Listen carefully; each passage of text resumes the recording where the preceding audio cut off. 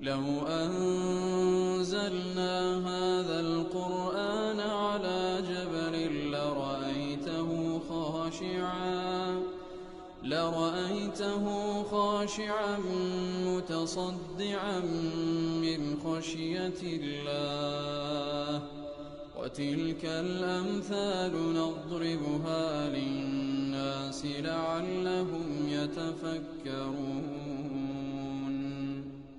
الحمد لله والصلاة والسلام على رسول الله وعلى آله وصحبه ومن والاه.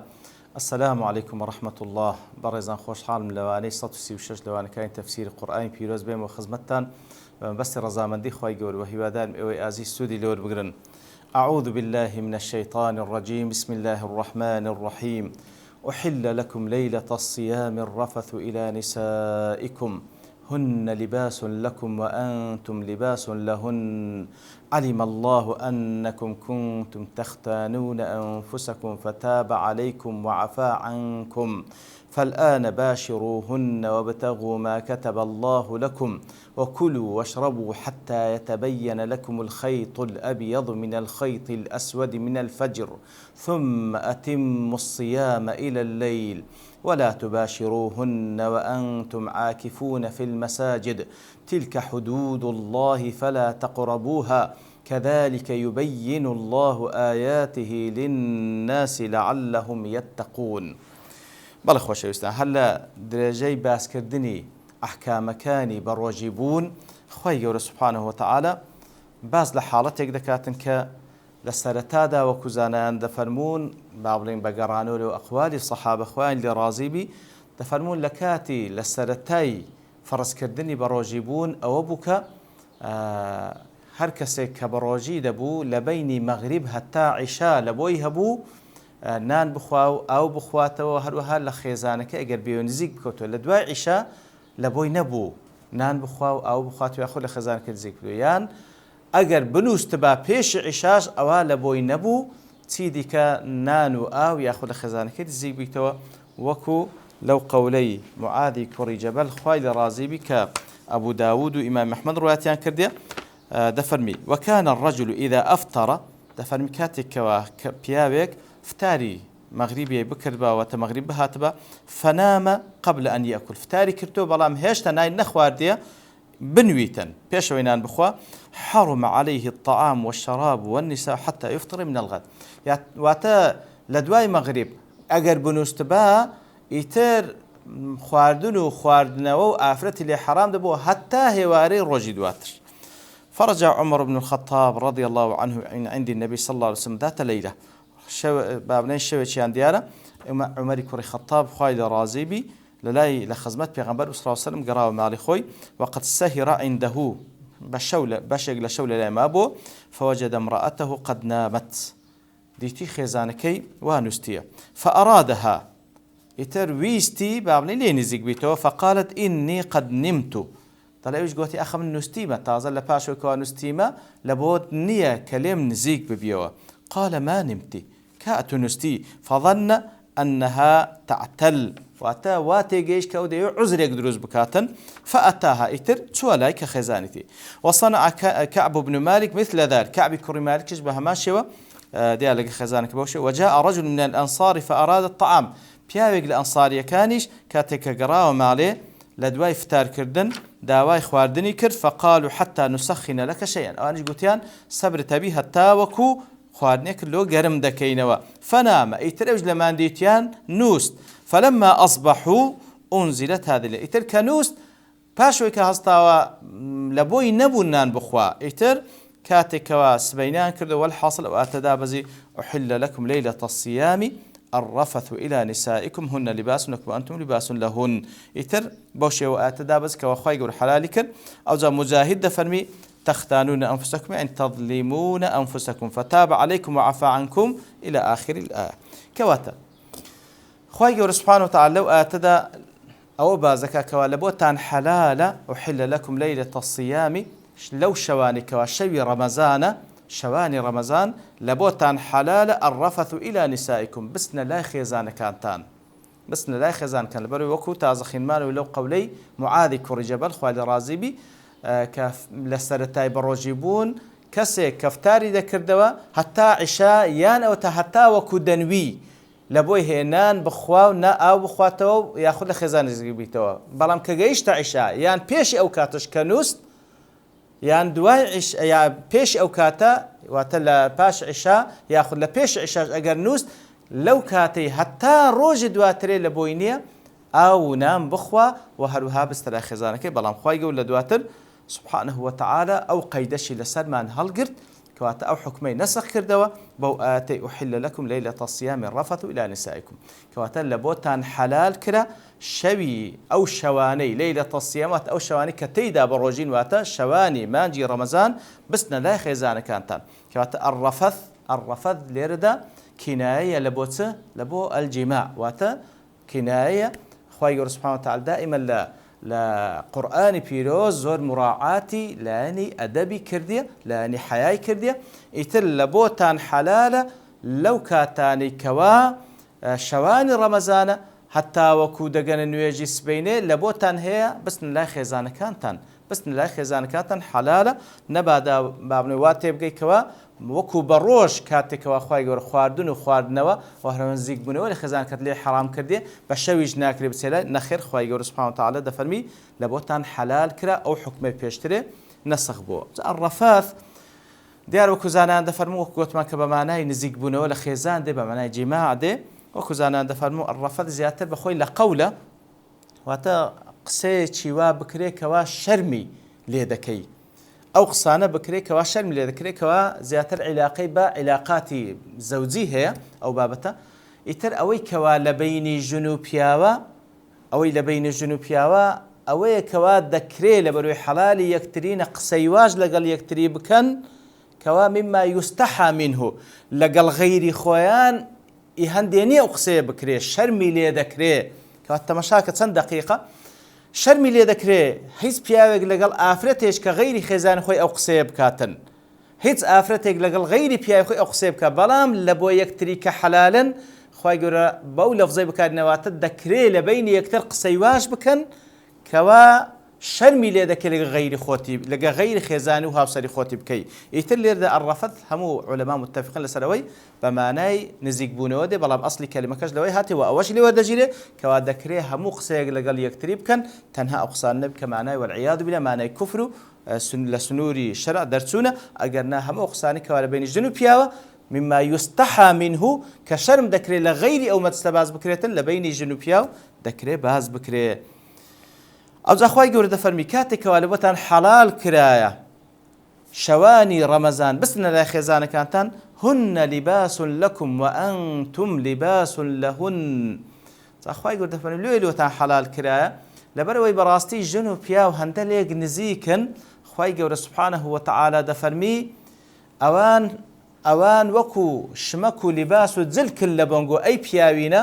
و ئەنگۆش پیاوەکان وەکو شمەک و جلک و لیباسن لە بۆ خێزانەکانتان هن لباس لەکم و ئەنتم لیباس لەهن دیارە لێردا وەکو زانایان دەفەرمون واتە تعبیر لە چەند شتێک دەکا کە خوای گەورە وا دەفەرمی کە ئەنگۆ لە بۆ یەکتری وەکو شمەک و جلک و لیباسن یەکەم تعبیر لە نزیکی دەکا لەبەرەوەی شمەک نزیکترین شتە لێت لەسەر جسمتە مولامەسەی لەگەڵ جسمت هەیە کەواتە ئەوە بەڵگەیە لەسەر نزیکی بینی ژن و پیاو ژن و پیاو زۆر لێک نزیکن با بڵێن ژن و پیاو کە هاوسەر یەکترین زۆر لێک نزیکن هن لباس لكم وأنتم لباس لهن وهروها ئەوەی لێوە دەگیرێ هن لباس لكم وأنتم لباس لهن واتە یەکتری ستر دەکەن یەکتری ستر دەکەن لۆیە لە کوردەواریش قسەیەکی جوانە دەڵێ زەواج سترە بالفعل سترە یەکتری ستر دەکەن ژن و پیاو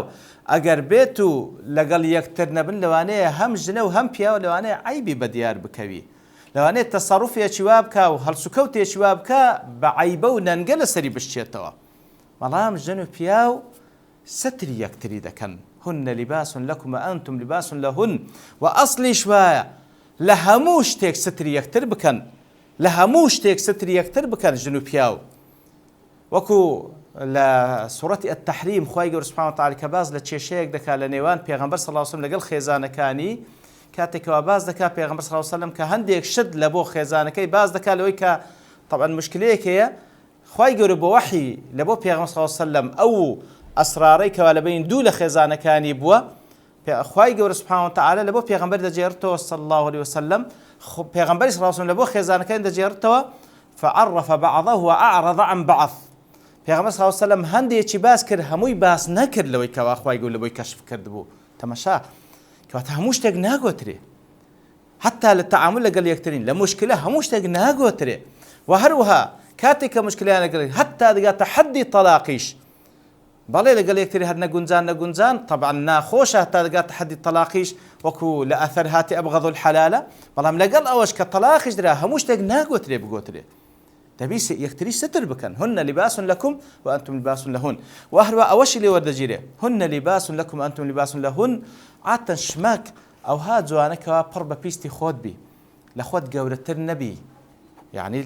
لە جسمی خۆت گەورەتر نەبی ئەو شمەکەی کە لەبەری دەکەی و هەروە تەستیش نەبی بتکوشی لێرەدا وەکو زانان دەفەرمون کەواتە دەبی ئاوکوفی یەکتری بنژن و پیاوە مەبەست لێرە لە کە میثالەکە بە شتێکی بابن بەجلک ئەمە تعبیر دەکە خوای گەورە عفوان تعبیری کردیە کەواتە ئەوەش لێ وەردەگیرێ واتە ئاوکوفی یەکتری بن هەروەکو ئەو جلکەی کە لەبەر دەکە پێویستە ئاوکوف بی لە بۆت واتە هەوڵ بدە ئەو هاوسەرەی کەوا دەتەوێت ئەو کەسەی دەوێت هاوسەرگیری لەگەڵ بکەی هەم ژن هەم پیا و لە هەردوو لایەن هەوڵ بدە ئاوکوفی یەکتری بن تاوەکو لەگەڵ یەکتری بگونجێ بە تایبەتی ئاوکوف بوون لە ڕووی دینەوە لێ ناکرێ مسلمانێک لەگە کافرێک هاوسەرگیری بکە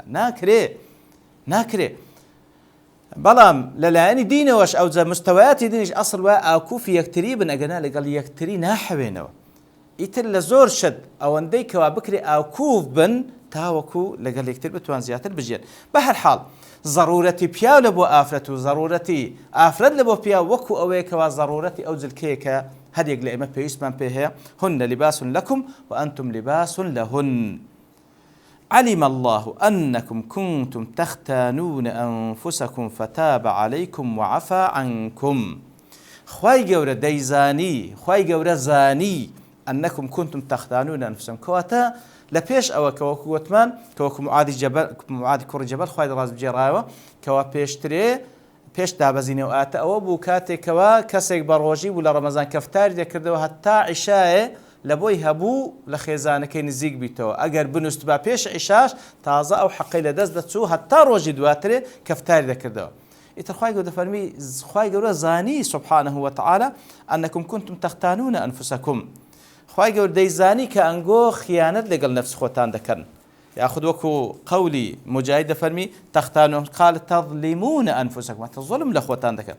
خيانة لأخوتان دكا كشتيك خواي قورة حرامي كردي أتوبتي أنزامي بدي أو الظلمك لأخوتي دكا خيانتك لنفسي خوتي دكي وياخذ عندك لزانان دفرمون تختانون أنفسكم أي تخادعون أنفسكم بإتيان النساء واتا خود هالدخلتيني كهشتا مجال ما طبعا وكوتمان ك ندەبووە لە پاش عیشایان پێش عیشاژەکە بنووسبا دواتر هەڵبستەوە هەتا ڕۆژی دواتر نەدەبا لە خێزانەکە نزیک بیتەوە ئیتر بە هەر شێوەیەک ئەو ئینسانەکە دیارە مەسئلەی نزیک بوونەوە لە خێزان قەزەیەکی فطریە خوای گەورە لە وەختی دیکە حەلالی کرد کە لە ڕەمەزان لەو کات حرامی کردبوو ئیتر ئەو ئینسانەکە ئەو دافعی هەبوو هەوڵی دەدا وەکو بڵێ خیداعێک لەگە نەفس خۆی بکات دەی خەوم لێ نەکەتیە لە بۆم هەیە بچمە لای خێزانەکەم لە بۆ نمونە کەواتە هەوڵی دەدا خیانەتێک بکەواتە خیداعێک بکە لەگەڵ نەفسی خۆی لۆ ئەوەی کەوا لە بۆ خۆی ئیباحە بکە کە بستە لای خێزانەکە هەرچەندە نەدەبا بچی بە هەر حاڵ با بڵێن ئەنجامدانی حرامێک و گوناحێک کە خوای گەورە قەدەغەی کردیە ئەوە زوڵمە لە نەفسی خۆتی دەکەی زوڵمە لە نەفسی خۆت دەکەی خیداعێک لەگەڵ نەفسی خۆت دەکەی ئەو خیانەتێک کەوا خوای گەورە لێرە باسی کردیە دیارە وەکو زانان دەفەرمون ئەو نەفسە لای ئێمە ئەمانەتە پاراستنی ئەمانەت پێویستە واجبە بەڵام کاتێکەوە گوناح دەکەی خیانەت لەگەڵ ئەمانەتە کرد بە نەفسی خۆت معڕەز دەکەی لە بۆ عەزابی دنیا و قیامەت خوا پەنامامدا لێ خوای گەورە دەفەرمی خوای گەورە زانی کە ئەنگۆ دەتانەوێ خیانەت بکەن واتە زوڵم لە خۆتان بکەن بۆی کەوە بسنە لای خێزانەکانتان کە لە کاتێکدا کە حرام بوو ئەو کات فتاب عليكم وعفى عنكم فتاب عليكم فتاب عليكم بدوشي وجيراتيان علماء باسي دكن فتاب عليكم واتا او حكمي لسرتان خفيف كرد نسخي كرد او حكمي كلسرتان مكان دبوا لباش عشاب سن لا خزانه كانت لشي رمضان خو يقول نسخي كردوا او حكمي لا دابو كوا حلالي كر حتى هەتا وەکو